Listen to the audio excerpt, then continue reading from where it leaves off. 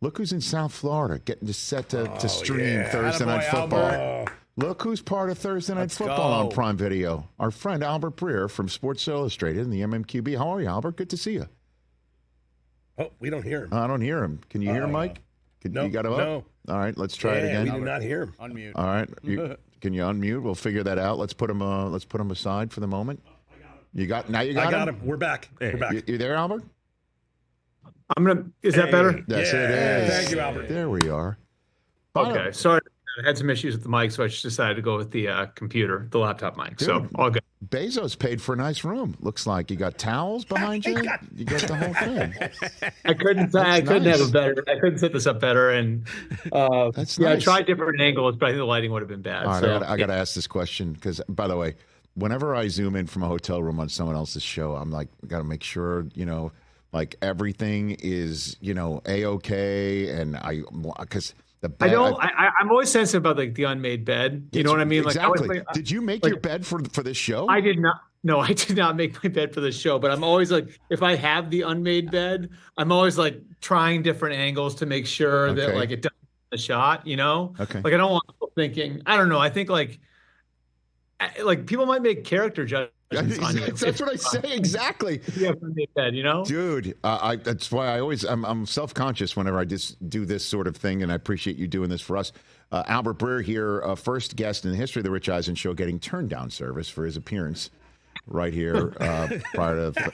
So let's jump into a couple of league-wide stories, and then zero in on the game that you're going to be part of a coverage for tomorrow night. And we were talking before about the biggest upset of week one was the Patriots taking care of business in Cincinnati. And Cincinnati didn't have T. Higgins and then had half a Jamar Chase, it seemed like, because of an illness or something. And he was on a snap count. Were either of these contractually related, Albert, do you think? Well, it was certainly contractually related that Jamar Chase didn't practice for all of camp. And, my understanding is that, like, for the most part, like for the first month of it, he really did handle himself like a pro. He was helping the younger receivers, guys like Jermaine Burton and Andre Yosevis and all the other guys that they're trying to get up and running and ready to go with Tyler Boyd now gone. But, like over the last week, I think there was hope that a deal would get done and a deal didn't get done. And I think that the feeling on Chase's camp was that the CeeDee Lamb thing really should have clarified everything, right? Like, because at that point, the Justin Jefferson deal is no longer an outlier. So there's that. And then I think with T. Higgins, I don't think it's directly contractually related. But, I do think in these situations where you have a player who is in a contract situation, we saw it with Jefferson himself last year.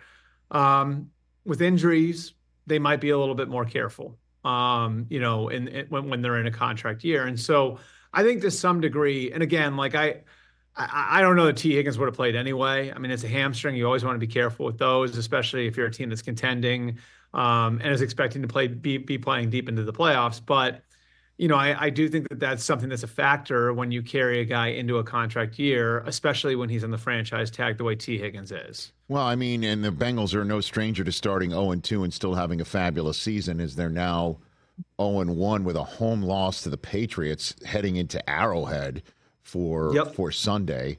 So what is the holdup with Jamar Chase? Is he asking for more money than Justin Jefferson and Mike Brown saying no thanks? Is that legitimately where it is, Albert? Yeah, I mean, I think so. The interesting thing is that the Joe Burrow deal last year broke some old precedents that the Bengals had contract-wise. It was a very, very strong contract. So I don't know that this one is as much about the gross number as it is about the structure, the guarantees, all of those things. And I think as you know, Rich, as a lot of people out there know, like there's the whole issue of the funding rule and how that plays in. As ridiculous it is that the funding rule is still in place. Like it is a factor for some teams that aren't the most cash-rich franchises. So there's a lot of different things that go into that particular negotiation. And I'll be honest, like I thought it was going to get done before kickoff on Sunday. I thought Jamar Chase's deal would get pushed across the goal line the same way Joe Burrow's deal did a year ago, right before the opener.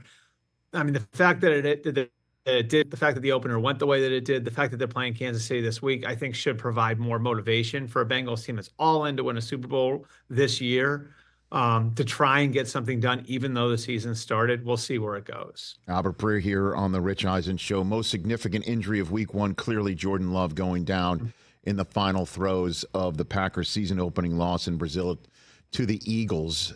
What is the Packers' plan? To just ride it out with Malik Willis until Love returns? That's it?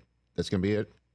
Yeah, I know that they were encouraged with what happened with their run game in week one, and that like you kind of watched the second half of that game, and they started to get some traction, and Josh Jacobs starts to look like a really good fit for what they're going to be doing offensively there. So, I know that they feel good about where their run game is, where their defense is with the first-year coordinator, Jeff Hafley, coming over. It was a challenging situation down there in Brazil for both defenses. I mean, it got to the point because the field, right, Rich, that the defensive coordinators felt like they couldn't call man coverage because it was so hard for guys to transition in and out. You know what I mean? Like the guy on the back end to cover. And so it was a really challenging situation for the Packers defense out there, same as it was for the Eagles defense. They feel like they've learned from that. So whether it's Malik Willis or Jordan Love, and I think it'll be Malik Willis this week, they feel good about the other elements of their team. That really helps. I think also having, like Sean Clifford still around and the fact that he's been there. I mean, look, like no one thinks Sean Clifford's going to be, the answer for a month or 2 months, but, he does know the system. He has been around for a year, and they are able to pull him off the practice squad and use him if they need to, if things don't go well with Malik Willis, because Malik Willis is so new. So I think it's a simplistic way to put it, but you're just sort of duct taping this until you can get Jordan Love back in the field. And the good news is they really did dodge a bullet with Love, and he is a quarterback. So a sprained MCL, it's not ideal, but you can generally get a quarterback back from that sort of injury faster than you might a guy at another position. Well, I mean, it's didn't miss me here that that the rest of the division won in week one. Yeah. And, you put 8 in the box with Josh Jacobs out there, and you're going to dare Malik Willis to beat you, like that. And I again, just call me a skeptic. Was Tannehill not contacted? Is he not interested? What do you got for me on the Ryan Tannehill front? Yeah, Albert? I would say, I think Ryan Tannehill, it's just my sense of it. My sense of it is that Ryan Tannehill is looking for like a Jay Cutler type of opportunity. Remember Cutler a few years ago when actually Tannehill himself went down in Miami and Cutler got the whole season, what Joe Flacco got last year, where, Joe knew going in, like Deshaun Watson isn't coming back. And so if I go to Cleveland, I'm an opportunity to play out the season.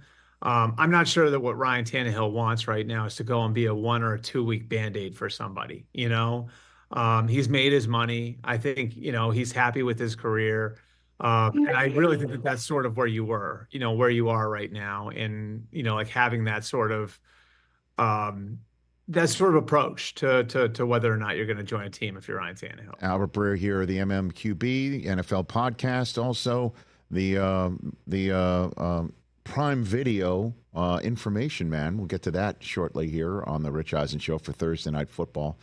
Okay, so moving on to the other significant injuries. Puka Nacua, is he gonna be out for a month or longer? What's the sense for him right now? Yeah.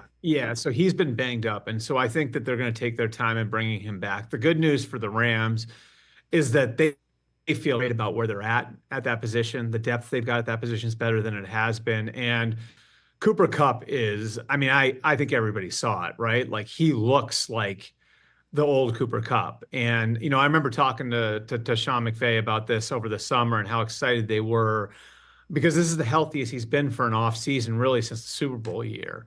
And so they felt like there was a really good chance that they were going to get the Cooper Kupp that we got used to seeing over the first 5 years of his career and not the guy who kind of been fighting through things the last couple of years. So, having the Cooper Kupp that they had in the Lions game and who they think they'll have going forward is a huge help. And it gives them some flexibility, as does the depth, to just take their time with Puka Nacua and bringing him back. And I don't think it's any secret, right? Like with Puka, part of the deal is his playing style does put him in harm's way quite a bit. He has almost like an Anquan Bolden type of playing style position. And so, I think that they want to be careful with what they're doing and bringing him back as much as he wants to play. And the scoop with Christian McCaffrey. Let's hit this one because he said on Friday that his I guess calf injury was not big a deal for him. And then on that night, it seems like Jordan Mason was communicated with by somebody on the staff to either say you're starting or get ready, right? Be ready, yeah. Right? Be ready, and then he's dominant against the Jets. That said, what's the scoop with McCaffrey? How serious is this? If the NFC Championship game is Sunday, he's playing. I think to some degree, like this is Kyle Shanahan and the Niners protecting Christian from himself and knowing we got a long season ahead. Christian McCaffrey's got a lot of injury history. He's got a lot of miles on his legs. And as well-conditioned as he is and as meticulous as he is about getting himself ready, we're going to need him in January a hell of a lot more than we need him in September. And like they've got the flexibility because they've got such a good team, Rich. You know what I mean? Like, and seeing what they were able to do in the running game against the Jets only gives them more, gives them more ability to be flexible in bringing him back. And so, I think as much as anything else, this is Kyle Shanahan knowing that this is something that can linger, a calf can linger, an Achilles can linger, and there can be really there can be a real bad circumstance that can arise from pushing somebody back out there before he's fully ready. So as much as they want to see him out there, seeing what they saw from Jordan Mason in that game on Monday night, I think gives them the flexibility to play it safe. And this is what we used to see the Patriots do back in the day, right? Like where you almost treat September as like an extended preseason, right? Like when they were really rolling with Brady, where they could manage guys certain ways. I think that's sort of what the Niners are doing here with McCaffrey. So what do you think? Do we see him Sunday, or they're just going to be cautious again? Like what's your? My guess would be they'll be cautious again, and we'll see him in week 3. That's just my guess. That's what we'll see. So you'd see him, and that would be one to return for at the Rams. That would certainly be of importance. You know. Yeah, and that one really matters too, right? Because that one could be a tiebreaker. It could dictate who has a home game in the playoffs. So, I think that's probably when we'll see him back. Okay, so let's talk about you for a quick second. Congrats on the gig on Thursday night. Thanks. It hasn't officially been announced yet, but I appreciate you saying that. And I guess the cat's kind of out of the bag based on my story. I guess that's the downside, I guess, of being personal friends with the guy that you're talking to right now and me knowing your business. Yeah. Sorry. Yeah. So this isn't new news to you, but I appreciate it. So what? You're just going to show up tomorrow night? That was the plan? Like just hey, here, okay. Yeah. So I just go where they tell me when they tell me to be there. You know what I mean, right? You're part. Okay. So you're part of the broadcast tomorrow night, right? On Thursday. Yeah, night. So I'll be on the pregame show and working with Carissa and Witt and Fitz and Sherm, guys I had great relationships with when they were players and I've gotten to communicate a little bit with Tony Gonzalez, who I grew up watching. So I'm excited. Presuming that's what happens tomorrow night, I guess, right? Like the announcements. I didn't blow it. Come on now, you're there, So now I understand. I know. I mean, the suitcase kind of gives it away. I probably should have gotten it again. Bezos doesn't give people king size beds. Not everybody gets them. You know what I mean? Yeah. So you're an important part of tomorrow night. That said, let's move on now to the game itself. And the Bills they're just a fascinating team that everybody thinks that you can get them now. Based on last year's result and this offseason being dismantled in a way from the names that have been associated with the team for quite some time not being there anymore. So what's your sense of the Bills entering this game? They'd love to just come in and steal another one and be 2-0 and have a leg up on Miami so quick. So one of the most meaningful stats from week 1 was that Josh Allen threw to 10 different guys and had completions to 9 different guys on Sunday against Arizona. They got punched in the mouth right away, and sort of the same way Miami did against Jacksonville, right? And they were forced to respond. And this is a very different team. Like you said, I mean, like the amount of leadership that's gone. Jordan Poyer, Micah Hyde, Tre'Davious White, Stephon Diggs, Mitch Morse. I mean, guys who are captains, guys who are there forever, guys who are like foundation pieces for the build of Brandon Beane and Sean McDermott all those years ago. And really that's left Josh Allen in position to become more of a leader. And I think one of the cool things about Josh, Rich, is like he's such a self-aware guy that he didn't want to overstep his bounds, even as the quarterback, as a leader before it was time. And he had a really good sense, I think, that this offseason, it was time for him to step forward and be the guy. And I've heard so many stories. He brought a bunch of the skill guys down to Nashville to get work in. He's keeping guys before practice and after practice. You know, he does one-on-one time with guys. He'll keep 3 guys after practice. And, you know, I think he's really embraced now being the guy, you know, whereas like before this, he was one of the guys. Now he is the guy. And it's cool to hear how he's embraced that.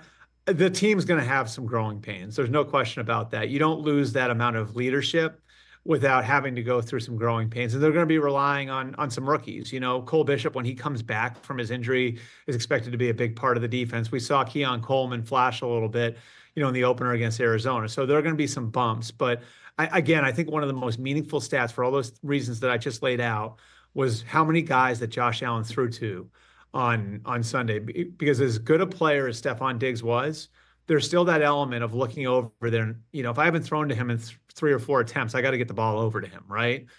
You know, Josh Allen's playing a little bit differently now. And it'll be interesting to see whether or not that continues to manifest, because I certainly think you saw a guy who's playing a little bit differently now with changing circumstances in week 1. Yeah, so the idea that the Bills will be easier to guard, defend, cover because Diggs is gone, that might just be actually flipped on its head in the fact that you could just spread it out to a whole bunch of other people, right? You know what the best example is? There came a point, like, and again, I hate to bring it back to New England, but I will. In 2010, you remember how shocking the Moss trade was, right?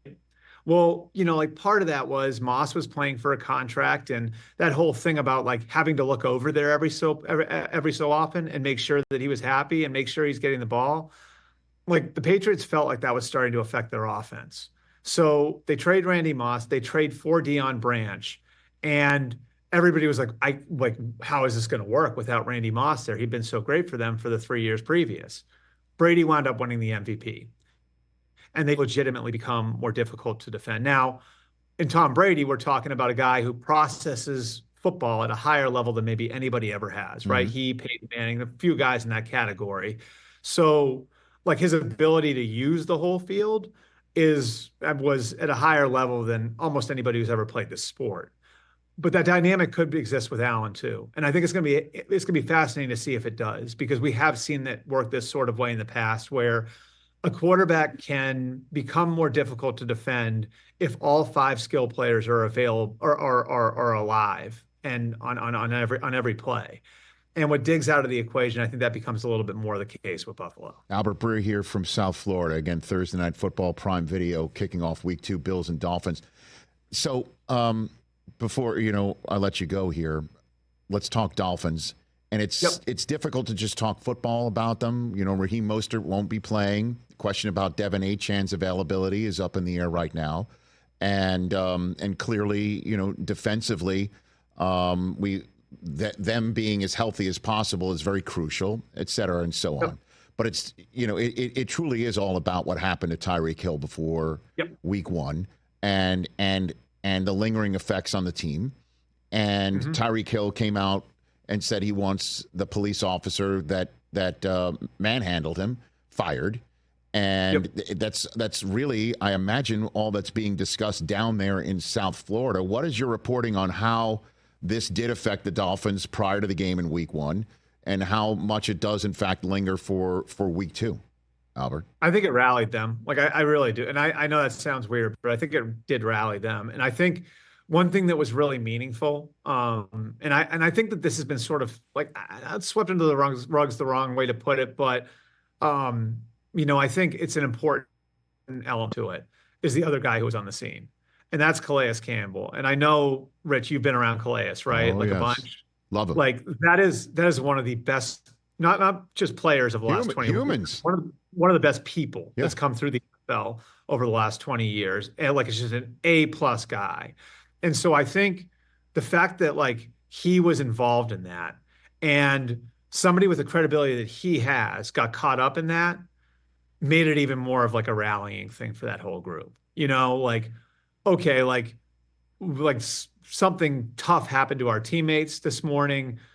Like we got to show we have their back. And I think it's sort of plays into the culture that Mike McDaniel has built there. One thing that's so interesting is like that Tua negotiation could have gotten ugly this summer, right? It never did. Well, why? Because of the relationship that Mike McDaniels has with Tua. And so I just think the relationships in that building right now, the in that building is really, really strong. And so in a weird way, you never want to see happen what happened before the game, regardless of your own thoughts on whatever anybody else's thoughts are on the circumstances of it. And I know a lot of people have thoughts on that.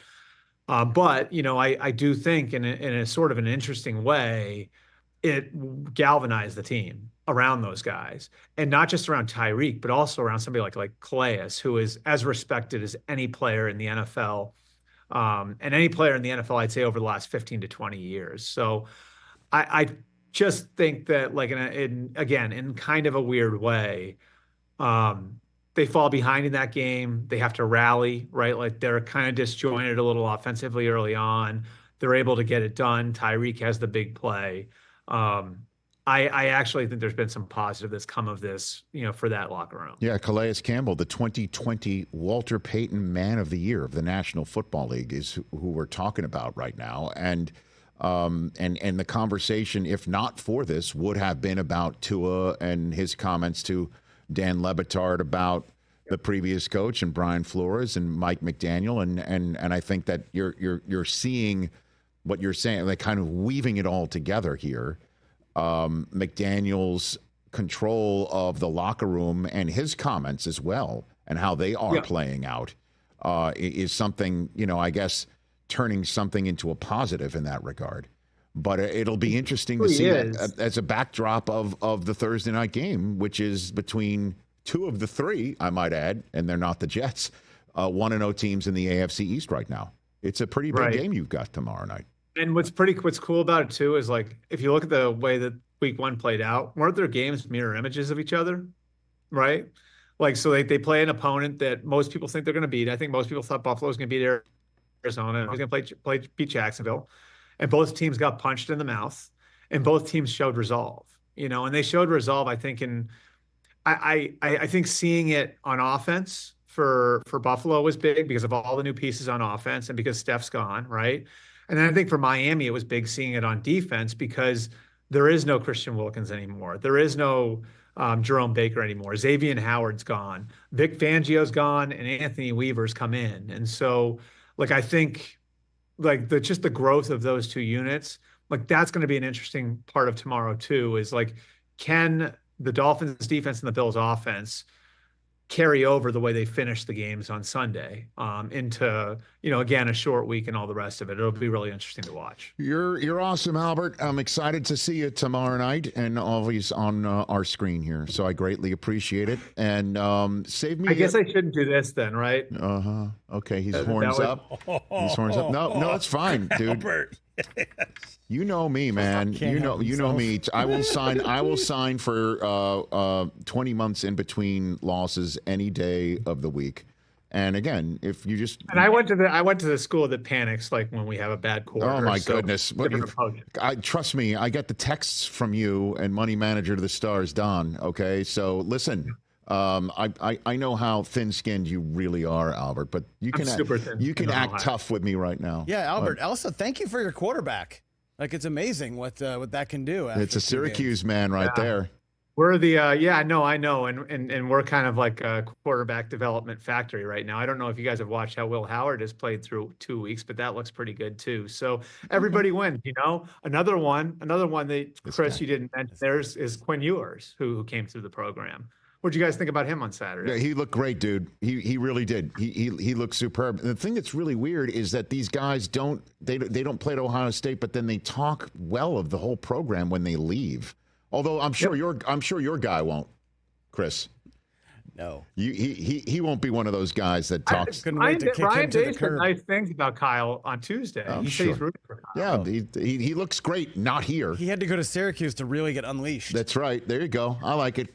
I like it when you and I are now hanging out like that. We are teammates. All right, Albert, save me the can of Pringles from the minibar in there, okay? All right, me that? all right. Thanks very much. There you go. That's Albert Breer. Once you pop, you can't stop. Albert Breer, ladies and gentlemen. Catch the Rich Eisen Show every single day on the Roku channel, 12 to 3 Eastern, for free.